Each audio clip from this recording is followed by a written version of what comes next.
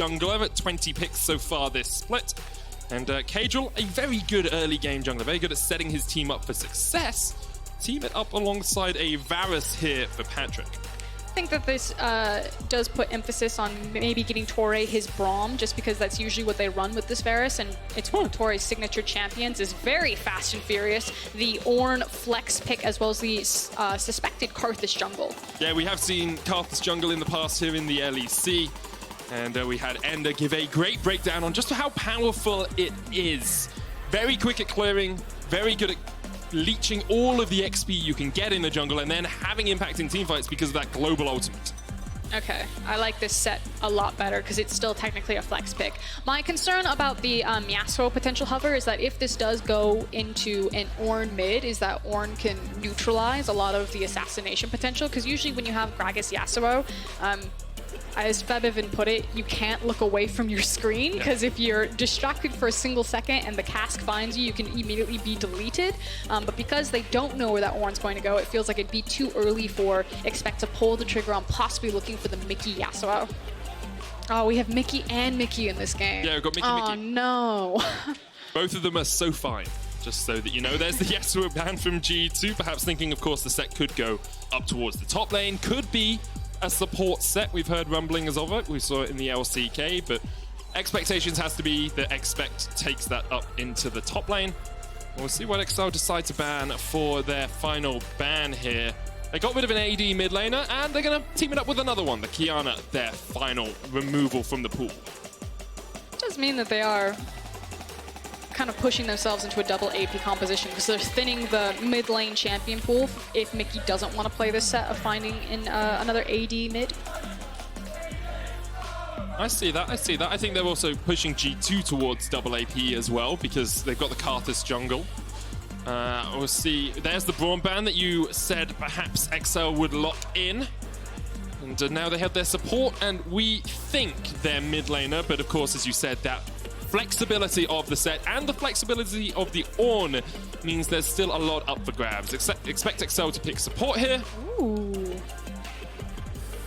And your ooze was short-lived. Nautilus is going to be the lock. Man, I'm writing in pen, and I started writing Nautilus, and then I went to Thresh, and now I have to go back to and I crossed it out. Come on, Torre. You can't write until they lock. That's the rule. I sometimes accidentally write the player's name instead of the champion every now and again, so it's like, oh, they picked Patrik in the bottom lane. To be fair, if you were going to pick two champions that you would trade Torre for, it would be Nautilus and Braum. Yes. I think they're kind of like his signature champs. So obviously reaching back for comfort there, as if that gets locked in, it's an Ornn mid. Is it an Ornn mid? Or is it an Ornn support? Okay, I don't think it's going to be Ornn support, although that is a possibility. Really? You don't think they would play Ornn support? I think they would. I just don't think it's the best use of Ornn in the current meta. You probably want to take him up towards the middle top lane, get as much experience on him as possible. And maybe it is. No, okay, I'm not going to talk about it. Not going to talk about Don't it. Talk about hovers, Matic. Yeah, you said it. You haven't written anything down yet, Fosk, either. So it's going to be Leona as the final pick. That's a huge amount of CC. That wombo combo, bullet time, Requiem, Solar Flare, Call of the Forge God. Oof, that's devastating already from G2. I like to call it line damage. If XL ever find themselves in a choke point, the amount of damage that can just reach them at any point, like you said, if it's raining down from the sky, if it's flying through your team in a bullet time, or an Ornn horn. Oh, do it, do it, do it, do it, yes! Yes, yes, yes, yes! Countered.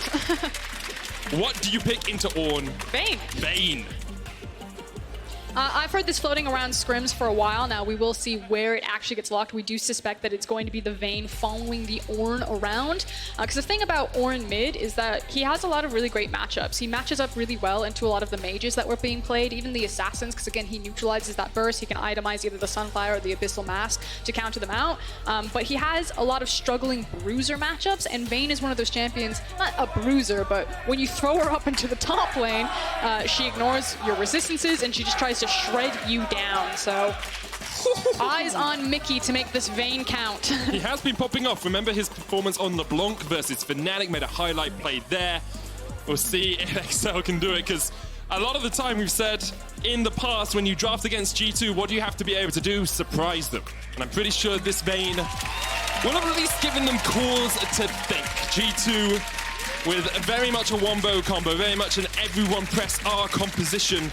XL looking for the outplays, looking to sidestep, to dodge around with that Vayne, harass G2 down, and then get the chase going.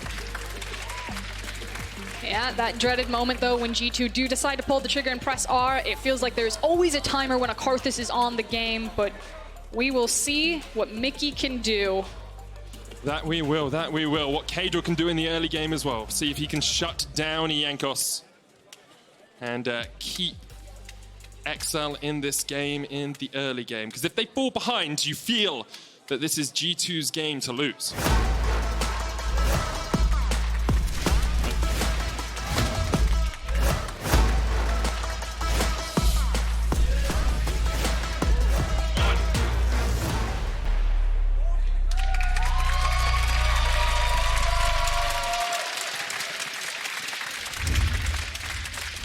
Lots of chants, lots of cheers here. XL fans in the house. I can't quite hear them at first. Can you hear them? Very quiet. Okay. Well done. I applaud you. That was good. The one G2 fan in the audience just shouted by themselves. Okay, let's start with G2. This is going to be hard. They're very loud. I think we wait.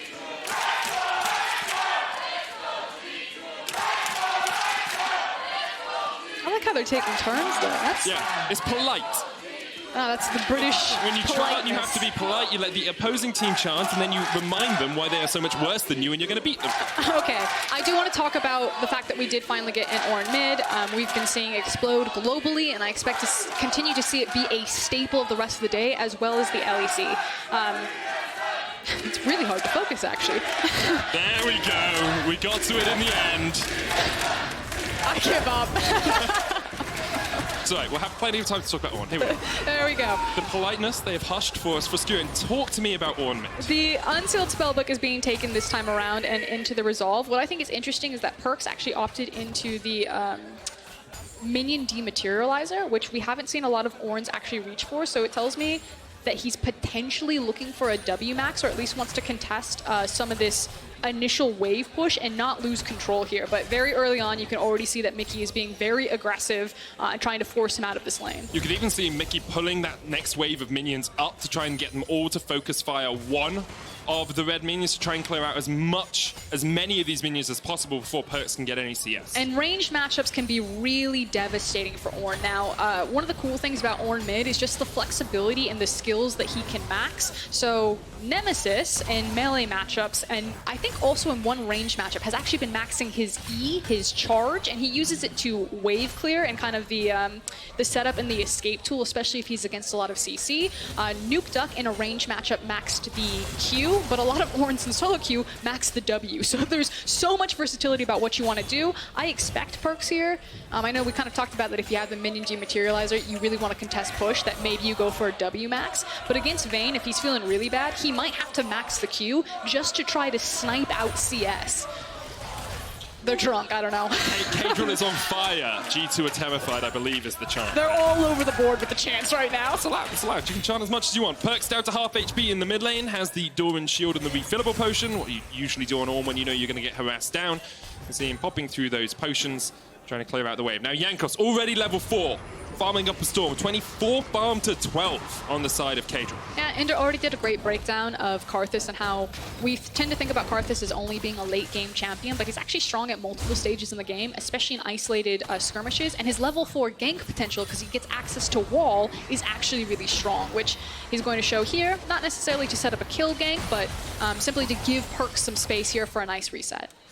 PerkZ will be able to back, has the teleport on the unsealed spellbook, so can get back into the lane, but Jankos, the difficulty with Karthus is if you don't shut him down early on, that first Requiem can really be game-changing, because you think you're winning a fight, you think you're getting ahead in a lane, and then Requiem comes down, you get half your health, well not half your health, like a quarter of your health just chunked out, and it becomes a very different affair. Wunder has harassed Expect down in the top lane, but Expect has a pot, has a Dwarven shield, will be able to heal that up in just a moment's time. I think one of the nice things about Karthus, especially with kind of the recent, I'm going to say buffs into the jungle. Oh, hold it though.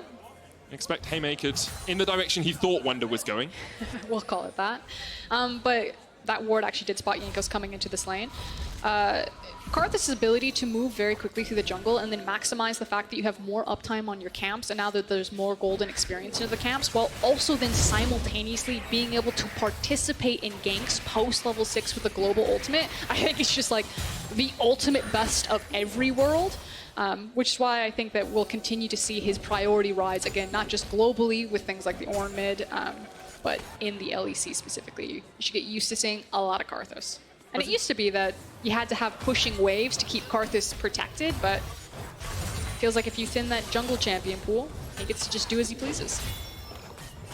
Seems to be the case so far this game. Caedrel went back, got the Predators, going to try and protect his jungle. Did manage to steal away one Razor Beak camp, but that should be back by the time Jankos gets around to it. And that's one of the benefits of the quicker respawn timers in the jungle. Karthus, as you say, if you got counter-jungled in the past, you'd fall behind quite quickly. But here, doesn't really matter, because he can just go do his top side, and then by the time he's finished, go down towards a bot once again. Maybe even look up towards the top lane, as Caedrel is just around the corner here. Could get a gank off on Wunder. PerkZ just hit level 6 in the mid lane. So we talked about how it was really important that PerkZ would be contesting for push by taking the minion dematerializer. Now that he has that, one of the perks about Ornn mid is his ability to rotate very quickly top or mid, which is exactly what we're seeing right now. PerkZ is coming up behind Jankos here, and they're really putting the pressure on XL's top side of the map.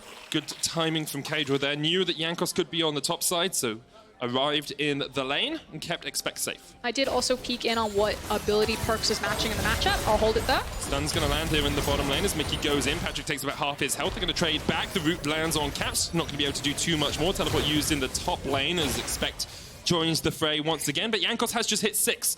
And Expect now has no TP and no ward and no safety as Wunder goes in. The Wall of Pain connects. Expect dodging away from the Skittles, who uses the flash. But that is a summoner down, and the wave is in not a good position for him at all. And this is going to be a very easy repeat maneuver, not just for Jankos, but kind of the next time that PerkZ ever does find himself with the ability or the space to roam. Expect has a massive target on his back, so we're going to see how carefully he plays this, and maybe if this forces Caedrel to play in his back pocket. Oh, Mickey knocked up the Ignite ticking. Mickey, there's the Requiem. Goodbye. Sweet Prince. That's blood to Jankos. And like you said, Medic, you have to be so aware when Karthus is in the game. You can't ever fall behind that 25%. And to answer the question about what PerkZ was maxing, it's Q. So taking into the range matchup, putting extra points into that Q to help him farm from afar and not take so much damage from Vayne. Felt a little bit greedy there from Mickey. Did have the flash, did have the heal. We'll see. He steps just a millimeter too far forward as the Spire comes up. Takes a tower shot, gets knocked up, ignited, and after this, there's no escape. Yeah, it feels like the unfortunate mistake was really the tower shot coming down. This didn't even need the Ornn horn. Jankos gets a Dark Harvest stack, building up on those early on. The mid lane matchup is still going in Mickey's favor in the pure 1v1. He's about 10 CS up or so, and he's getting that little bit of an advantage. When he gets the Blade of the Ruin King, it will be harder for PerkZ to lane into him. But now with G2 taking the Dragon, they're actually going to push in towards the jungle of XL. Expect's trying to trade here. No flash. Does have the Showstopper. Mickey takes a lot of damage. Showstopper could be the end of Mickey, but Expect decides he doesn't want to go any further for it. There's a control ward in that bush, and 3 members of G2 will force Expect back.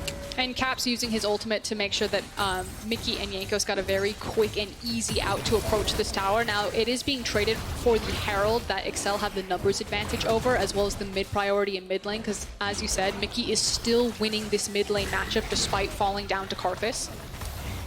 I guess one of the benefits of having 2 AD carries that can build Blade of the Ruin King is if XL can get in an even position in the mid game, you are going to be able to shred through things like PerkZ. You'll shred through Wunder as well, and through Mickey on the Leona, because you have all of that extra health damage. But right now, XL setting up for a mid lane play. Karthus, quarter of the time left on the Requiem. Expect's going to keep him busy for the moment. Cap's still pushing in the bottom lane. G2 able to defend their mid lane as Wunder came down. I think it actually makes Caedrel's responsibility in this composition really important as the Gragas, because like you're saying, when you have 2 ADCs, you really just want to create enough time for them to continuously hit their opponent and whittle them down, which is why the disengage from Gragas cast is going to be really vital here with as much engage that G2 have. Well, Patrik having the cleanse as well will help with some of that self-disengage. Expect will act as a bouncer He's been used to the pits. He'll try and get in the way of G2 when the fights do begin. But for now, XL are going to take the first turret of the game as the Rift charges in. And with it, they have about 1,000 gold lead. That will be evened relatively soon if G2 are able to get back down towards that bottom lane. Mickey caught up here once again. He still has flash, he still has heal. He'll use one, he'll use both. PerkZ trying to lock him up, and the chase is on. PerkZ tanking it up. Jankos with the Skittles. Taste the rainbow, Mickey. Yeah, Jankos is just now about to have his ultimate up there, so you could see Mickey in the panic, immediately burning the heal, thinking that the Rec Room was going to be up, but in the end, didn't play respectful enough and is punished. They don't even need the Karthus ultimate that is just now available to finish off that kill, and that's twice now that Mickey has overreached and rightfully been punished by G2. Definitely feels like he needs to be burning these summoners earlier, because you can see it's not that difficult of a setup. All it is a searing charge into the wall of pain. To be fair, that is a not fun hitbox. Sure. But as a hitbox, you should know. Especially when you're playing Vayne, you have things like the tumble. Mickey trying to dodge out at the end, but Jankos able to connect with those lay wastes. And I think that deceptively large damage was the Ornn Q on top of a Skittle, and not just the Ornn Q. I'd have to get another look at it. Well, for now, that combo is working out well. PerkZ on his way to a Sunfire Cape. Actually looks like he's going Balmy Cinders, maybe. Help with his push, because remember, it's really about getting the push priority in the lane, so you can look for those rotations. I'm trying to wonder what that Sapphire Crystal is for. Could just be for extra mana in lane, could be to spam out spells, could go up towards a Glacial Shroud later on as well. I think it'll be... Nicely done, Expect. Obviously, former G2 member, so some, what's the word, camaraderie? Camaraderie? Camaraderie. Some words are really difficult for me to say. I mess up a lot of them, I'll be honest, but you were close enough on that one that will give you the benefit of the doubt. I was going to say, it could also just be the start of the Abyssal Mask if he does go Iceborne or go for the Abyssal Mask. I'm just debating if you want Abyssal Mask in this game. I think Iceborne feels good because you are against two ADCs, even though... Oh, Caps! Chain of Claw, that's beautiful. Caps goes golden, but they should be able to take him down. There's the dredge line, there's the kill. Meanwhile, in the mid lane, PerkZ is getting knocked back. PerkZ is going to fall as well. XL! Strike twice on two sides of the map, and Jankos flashing forward with the wall of turn it around. Mickey going to try and turn it around. He's got the tumbles, he's got the dodges, but can he get away? No, he can't, Frost. No, he can't. Flash from Expect away from Mickey as he flashed forward with the Zenith Blade. And in the end, ends up being a 1-for-2 in favor of XL. XL saw their moment. They tried to take it. Unfortunately, Mickey does fall in the end, but Patrik has been the big winner in kind of these cross-map skirmishes because he's getting so much free time on these towers and these minion waves. This Varus is actually having a lot of gold funneled into him, and you can see it starting to open up in the CSs. PerkZ is going. That's a deep teleport. Oh, no. Not more to be said about that one, I'm afraid. That was a Jesus take the wheel moment. At least he didn't give PerkZ an assist, I guess. Small mercies. Mickey's around the mid lane as Caps has come towards it. And as you say, Patrik has had some gold funneled into him. He's now finished the Blade of the Ruin King. Mickey's still sitting on parts. So I just wanted to compliment Torre. I was hoping that we would get the replay to time the dredge line. I believe he timed it exactly perfectly out of the stasis, which, I mean, can be hard to do. Caps was sitting on the flash, so if he wasn't perfect, Caps could have survived this potentially. So we get another look at it. Here we go. Caps goes golden, and Torre right on time with the dredge line. You could have looked for the auto attack there as he comes out of the stopwatch, but that's always a little bit tricky. I just think the animation of the flash. Yeah, the auto coming down, it was right to go for the hook. I agree with you. Mickey tries to do what he can, but there's only so many times you can tumble, and then Patrick's like, oh, it's fine, I'll clear the wave. No, Observer's got the tape. And then the TP comes in for... So PerkZ is respawned by this time. Okay, so what the Observers are showing us is that... Patrik was playing for plates. Yeah. And that was greedy. And PerkZ gets... Jankos gets another kill. 3-1 now on the Karthus. Finished the Sorcerer's Shoes. Got the Runic Echoes. 109 CS. Compared to 85, and he's 1,500 gold ahead. But in the mid lane, there's a 200 gold difference, so I guess that makes up for it. No, so let's talk about bot lane. 1,400 gold the lead for Patrik. Okay. So that's where the imbalance is between these two teams. Here's my issue. Okay. With bot lane. We talked about kind of like execution of team fights, how responsibilities on Caedrel. If he can keep his two ADCs alive, it feels good. The problem is that Jankos is really fed right now, and there's nothing Caedrel can do to protect his two ADCs from the ultimate that is absolutely going to destroy them when he presses R. Caps? It was an accident. No. Patrik flashed Chain of Corruptions. No, I know. Okay. But Caps threw bullet time backwards. Oh, I didn't see that. I just saw the flash. It's okay. We'll forget. Yeah, it was an accident. Craps appeared for just a second. Wunder here in the mid lane as well. No observers. This is cruel. Maybe he very close together. Torre going in. Here's the call. The Forge God comes out. Torre locked up. The Forge God comes back, and even with the showstopper, they can't save Torre. Now expect on the front line. He's dead as well. And G2, they found the answer in the mid lane. It was XL who engaged, but G2 come out on top. And now they're going to just muscle their way over into the second spawn of the Rift Herald. Is Wunder? He needs to be careful. Obviously, if he goes over that wall, that's a free condemn.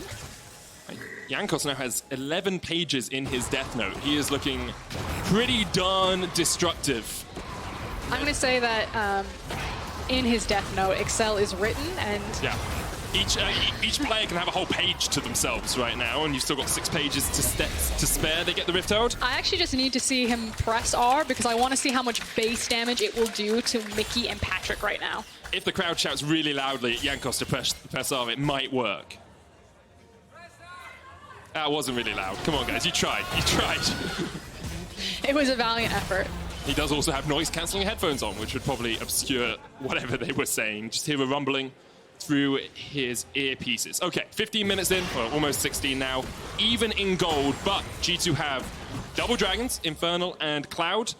You've got Jankos, who has a Rift Herald and 11 stacks on his Medjais. It feels like G2 are in control of the game. And fights are really scary for XL. I think right now they're pretty dependent. Like, it has to be an unfair fight, because if everyone 5v5 is stacked up, again, I think the Karthus just can win it at this point in the game, and I don't necessarily see that getting much better. But if you can use either expect on a side lane with Sett maybe, or maybe you find a pick that you can sweep someone out of position with Caedrel's cast, so no longer using it defensively to reset a fight, but offensively to find your moment, then maybe there's wiggle room right there for XL, but we are kind of approaching critical mass for panic mode, in my opinion, for XL. I think a fair fight is just really terrifying for them. Right, here we go. Mickey jumping in. There's the solar flare, but Torre goes golden. Jankos on his way. Torre will flash. Dredge line gets himself out. Patrik with the Chain of Corruption lands. Call of the Forge God only connects on the tail end, and now Rift Herald is popped in the mid lane. XL won't be able to defend this. This is at least going to get the first tower. You have to feel.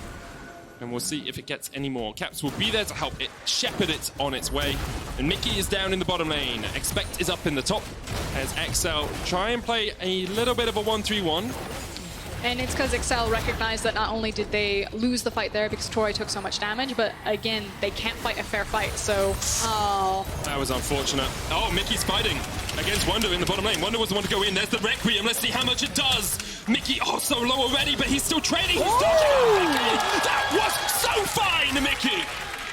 Okay, hold on. Sett is reaching around right now. He's looking for the deep flank. They don't have cast, so I think this puts a damper on it. This is just about pressuring G2 so Mickey gets a bit more time. Without the cask, it would mean that Expect is entirely reliant on the flash and the ultimate, but that is exactly what XL fans needed. They needed a miracle play from their mid laner, Mickey, right there, to not only survive the Karthus ultimate, but then to take down the fight. And you should start to see this from XL for probably the next 10 minutes, that they're going to be splitting up the map. It's going to be playing a hit-and-run League of Legends of sitting in either a 1-4 or a 1-3-1 position. With Ocean Dragon spawning in 5 seconds, you can see Jankos is already well on his way there. Karthus can solo it at this point in the game. Pretty easy for him to do. He's going down towards bottom lane to start it off to help PerkZ get that minion wave up. XL will try and get some river control if they can, but they're going to go the long way around. This tower will fall. It will be 3 for 2 in favor of G2, and now we'll see with the cask almost back up, with Chain of Corruption almost back up. Will XL keep fighting around it? Solar Flare doesn't connect, but the Zenith Blade does. Flash away from Caedrel, but the chase is on.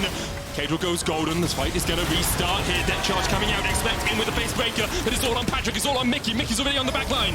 G2, Mickey's still alive. Expect's going to take him out with a showstopper.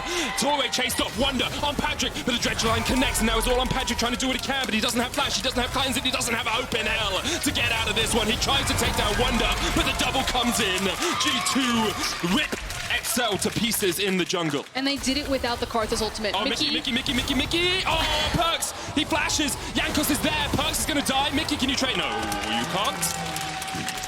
And that's now 19 stacks in the Death Note. So what I was saying is that Jankos' ultimate hasn't come off of cooldown right now. So you had we're going to say a window where XL are like, the Requiem's probably not up. Let's stick our heads into this Drake fight, see if we can maybe fight a pick, because this is kind of the one window where if we do group up and 5-5, we're not going to get absolutely blasted by Karthus ultimate. The issue is that they still lost the fight pretty handedly, with some consolation prizes picked up on the very end, like Sett with his drive-by. And you feel like if there had been a few more summoners available for XL, maybe they would have been able to escape, sorry. And at the end here, PerkZ face plants into a wall. Now, Expect is actually getting chased out by Wunder as we watch this. Mykix dies, of course, and now Wunder and Expect are trading. Wunder still with the World Ender. No flash on Expect, no escape for him, really. Wunder on a killing spree, 5-1-1 on Aatrox. And that might be the nail in the coffin, because we talked about how XL did the right thing, that they kind of found the one window where Requiem wasn't going to be available to try to look for a grouped up fight.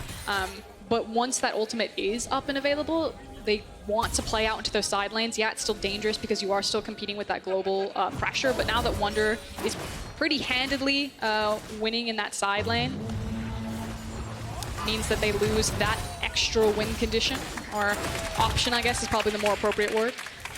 Yeah, it becomes very difficult for them. G2 clear out mid, now they come up towards the bottom lane.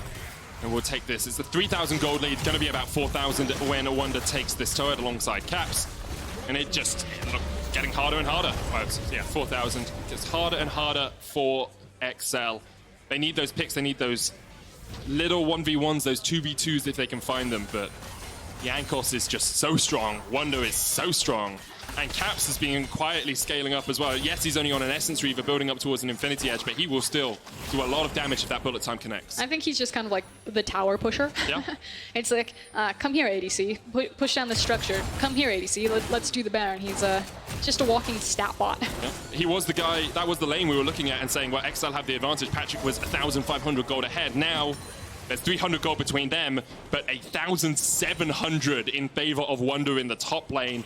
2,300 in favor of Jankos in the jungle.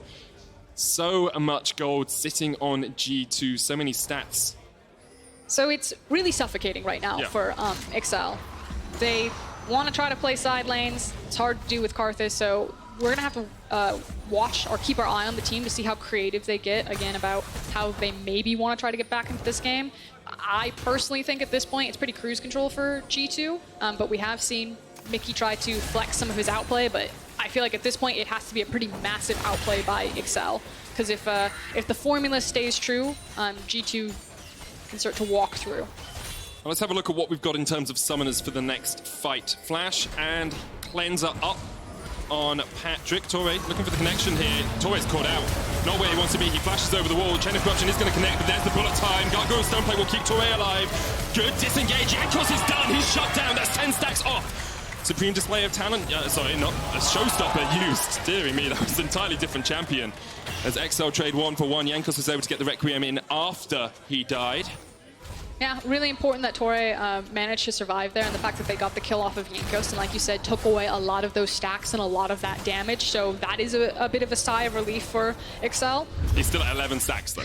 It's better than 19. That is true, that is true. We see Torre just steps in, thinks he's safe because expecting Patrik around the corner, misses the dredge line on Jankos. I mean, the key thing here is the fact that they do get Jankos in the end, so at least it's something there. Expect just immediately turns around and follows up on the massive cast damage that Caedrel set up. Okay. Oh, by the hair on his chinny chin. That was very, very close. Expect does die at the end of it as he jumped in to try and disengage Mykix, but a 1-for-1 trade is what XL would have been hoping for coming into that. They're 2,500 gold behind. Infinity Edge now complete on Caps. 2 Ginsu's Rage Blades, 1 on Mykix, 1 on Patrik.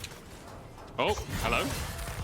Caedrel realizes that Wunder was fishing, trying to see if he could find a connection, because there's only 50 seconds left on that dragon. Yeah, and it's the soul point, and that's the scary thing. Oh, it's going to be so hard to get through G2 if they have an Ocean Soul as well. PerkZ, Wunder, Mykix, all going to be unkillable, basically, and Jankos can just stand at the back. I mean, I'm going to say that I feel pretty actually, they're pulling Mykix. I was going to say, I feel pretty confident that XL were just going to give it up because Mykix was just hard pushing top lane, but they are starting to pull him, so the final stand, if XL get wiped here, it's obviously probably going to go into the Baron. If they lose big here, it's going to be the Drake. So this is crisis mode.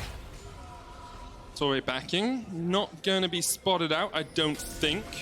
Ooh, do they know Wunder's there?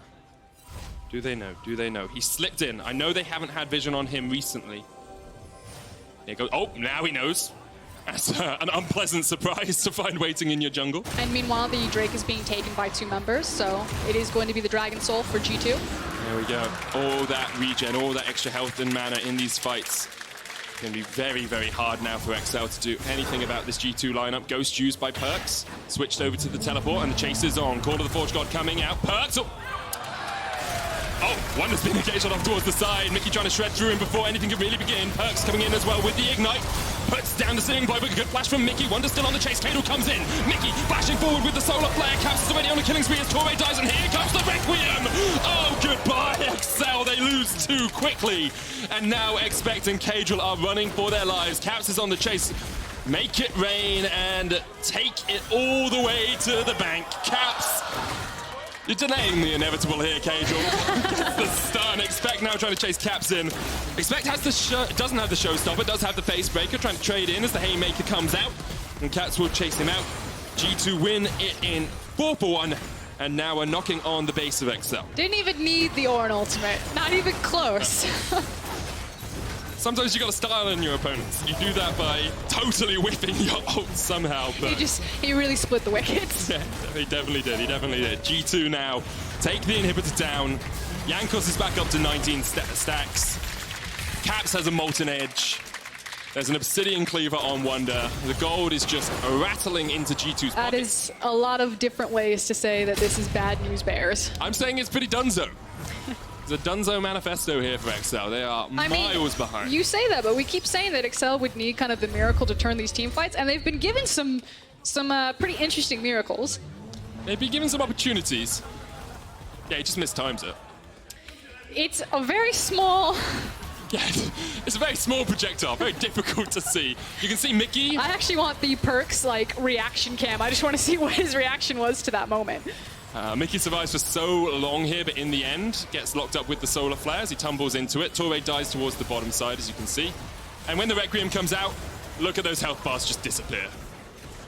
It's absurd. Jankos is so far ahead, and this is why we're starting to see Karthus jungle a lot more. Just take over a game. Now Mickey's looking for Mickey. Mickey on Mickey action. The tower's still here. Mickey goes in with the Zenith Blade, and down goes Mickey.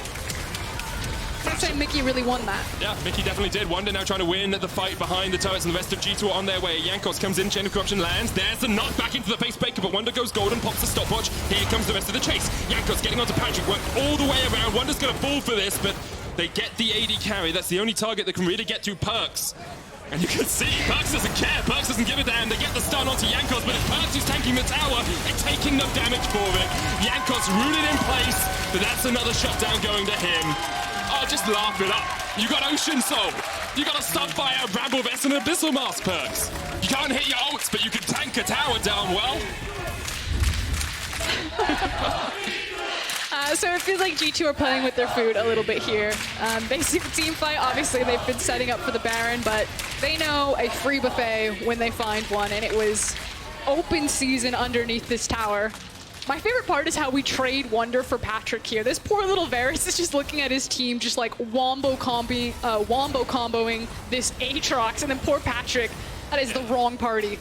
It's so difficult for him, and G2 did a very good job of focus firing the AD carries, but PerkZ has taken 4 tower shots already. That's 5. He's spending like an hour under this structure. 7. That's 8. That's 9. That's 10. It's 11. That's 12. They do more damage each time they hit you as well, just as a note. He takes about 13 tower shots before he walks out. I don't want to see damage. I want to see damage taken. Yeah, that's what I want to see. I want to see how much damage the tower did to PerkZ. Not that much.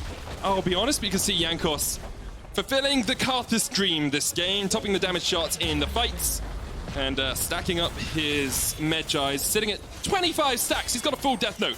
He's written the novel, and he's ready to send it to the publishers. Those are rookie numbers. He needs to pump them up. You can't. Whoosh. Here comes, oh, he hit the Call of the Forge God this time, and there's the bullet time. We talked about the Wombo combo, and that's the Womboist of comboists you've ever seen. Wunder once again behind the tower. Requiem doesn't kill him. Does half of both the health, though. And because of that, XL are forced out. Yep. That's all I got. Yeah. That's all XL have got as well. This is going to be the top lane tower going down. The Baron power play so far has been 3,500 gold, and I don't think G2 want that to stop anytime soon. They'll push in for the Nexus turrets. PerkZ tanking it up once again. Doesn't need to, there are minions here, but we'll see if a miracle could come. But I don't think it's going to happen here for XL. Facebreaker doesn't hit, tower goes down, Jankos stands between them all, the cast doesn't connect, and this will be it. G2, they're going to go for a fountain dive, because they always do, but they're back, oh, they didn't do it. Back to winning ways. Back to winning ways. Good game from G2. So, unfortunately, with that type of composition, you are put on a clock, and really unfortunately for XL fans is that G2 sped up that clock pretty quickly by funneling so much early gold and kills onto Jankos. It was just very difficult for XL to do too much. You could see what they were thinking. The Vayne pick didn't quite work out. It did have lane presence, but Mickey ended with 7 deaths. And as soon as the Karthus gets ahead, just press R before the fight even begins. I think Patrik ended with both a QSS and cleanse to try and get out of all the CC that was being layered on top of him. Of course, big hugs from PerkZ to expect there across the board. And a very well-deserved, I think Mykix is going back for seconds on the high fives. Yeah, he definitely is. It's greedy. Just takes all the CS, takes all the kills, takes all the high fives. It's a bounce back week for G2. Yeah. And I think this was the expectation, right? I don't think anyone thought they'd come in here and perform perhaps as poorly as they did last week. Some people may have hoped, some people may have thought maybe we'll have new challenges at the top of the league, and we still do. But G2 just showed us they are still here to party. I think it's always that discussion about experimentation when you get to our top teams. We've seen it from Origin, and I think we have seen it from G2 kind of reaching around at some of their drafts in particular. You know, Origin trying to speed their games up when they were playing through early mid-game in, I think, week 3 against Misfits. And I'm just kind of curious, you know, where that line's going to be drawn. I think Yamato brought up a really good point that there will be a time when G2 loses and then they don't bounce back. It doesn't seem to be today. I don't think anyone expected it to be today, but it is always something to keep in the back of our mind. Was this a deserved loss because their weaknesses were exposed, or was this a loss because they were trying new things out on the stage and overreached on that day? Always a question you have to ask. And another question we ask is, who is your key player of the game? Jankos, PerkZ, and Mickey are your options. For now, we're going to hear from Jankos, who Frost says was player of the game. It's definitely Jankos. Thank you very much. Definitely Jankos is what Froskurinn says. Before we get to finding that out, let's talk a little bit about the game. Felt absolutely in control. What was it like for you from the early stages until you had full control? Well, I think that compared to last week, we played our game more. And even though we still made some mistakes, it just felt like the game was unlosable. And it's also because, you know, last week drafts were like fine. So Grabs ruined it last week. Yeah, we kind of stole draft, right? Because OG played their own Karthus, so we couldn't really win with the Grabs draft, so we just stole it. Well, there we go. That's a huge call out to Gihoto. He's somewhere backstage. You mentioned the Karthus, and actually I've prepared a highlight reel of some of your best plays on Karthus. I think it is going to play over your shoulder in a moment. So when this comes up, talk me through, you know, how rewarding is it playing Karthus? Here it is behind you, my man. You can turn around and take a look. I mean, let's see. Talk me through the talent here. So it's really important that you focus super hard on pressing the R button, because if you press this at the wrong time, it's actually, you fail, right? Right. And then the champion is super skilled, so you can't actually, like, it's very hard to actually press the R button. Yeah, it's crazy. Okay, turn to the camera. Tell the camera fans at home, how do you play a good Karthus? Well, you just farm, so you don't actually leave your jungle. And what's really fun about Karthus is that your opponents hate playing against it. Right. So they will become depressed if you pick it, so you won the draft as soon as you log it in. And then it doesn't really matter if you hit the Q or not, as long as you can press the R button at the right time. At the right time, because you kept... Listen to that. Claps and cheers. Okay, one last question. Of course, last week, 0-2. You finished the first round robin with a 7-2 scoreline. Let's talk about this race for first and all the other new hungry rookies, Mad Lions, Misfits, Rogue. How real are their chances at making finals? Finals or playoffs? Let's go finals. Let's go finals. Let's go real hardcore. No. Ooh, tell me why. I mean, I think that overall Misfits, for example, surprised me. I think they are very good and they are playing well as a team, and I think they have a good read on the meta. And I think how we played against them was really cringe, and we should never lose to that team. And that's why I don't think teams like OG or Fnatic should lose either. And based on that, I don't think they will make the finals, because I just think the individual talent in these teams, including our team, is higher. And then about Mad Lions, I'm also pleasantly surprised, because I also think they are playing very good. They did lose to, Misfits The today, only team above them was Fnatic, and of course we don't have too much time to go into Rogue. Ladies and gentlemen of Berlin, would you like to know who the key player of the game is? Yeah? It was Jankos! Congratulations! Yeah. There we go! We'll come back with Origin taking on SK. See you in a minute. GG, Jankos. Hey, I'm Jankos, and we're playing against OG today.